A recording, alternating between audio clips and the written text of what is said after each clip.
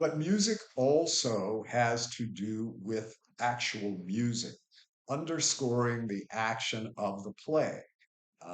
In the 5th century BC, during the performances, during the city Dionysia, the great theater event that happened every year, a musician underscored the music of every one of the plays. There was some musical component to the performance.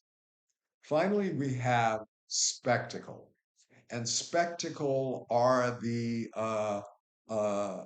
additional elements of the production, sound, music, any sort of special effects. Now, theater, in some cases, relies on special effects, moving lights, uh, excuse me, elaborate scenery. Um, all of these things are considered spectacle. Costumes, makeup, um, furnishing, set decorations. This is spectacle. It adds to, it enhances the production, um, and makes the performance really exciting for the viewer, for the audience. So, plot, character, thought, diction, music, and spectacle. I'm going to pause here. My apologies, I had a tickle in my throat.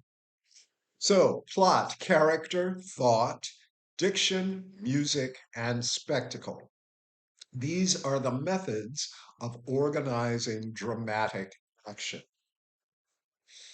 I want to talk about form in theater.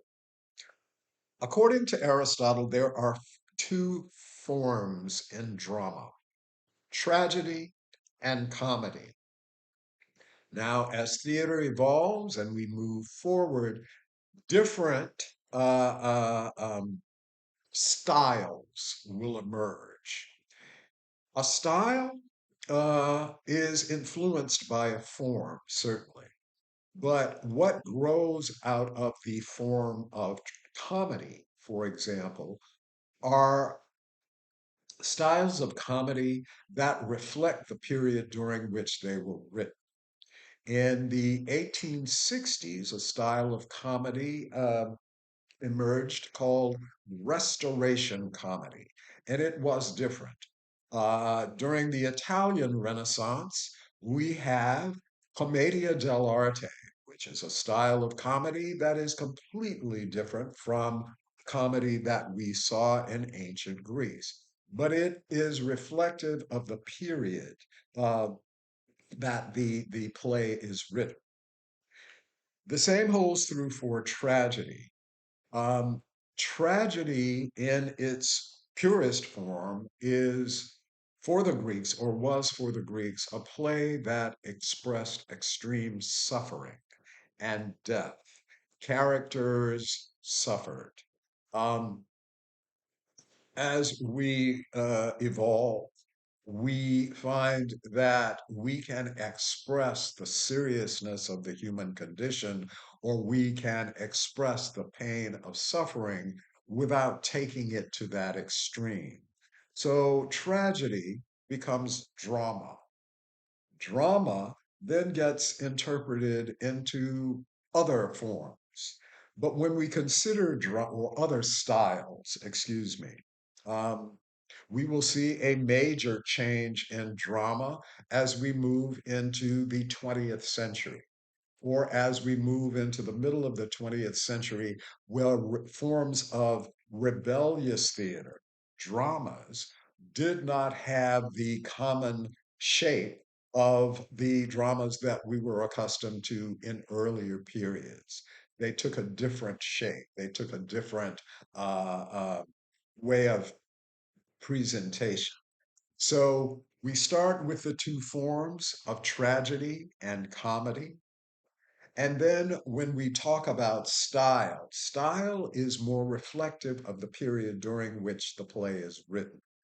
What has changed? What are audiences growing accustomed to in terms of the types of theater that they are attending?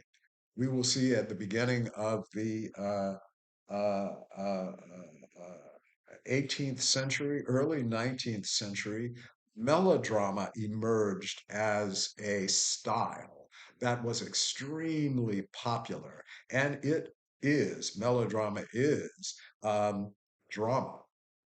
So it is a melodrama, a drama with music. So the style of the play depends on the period and the climate of society at that time.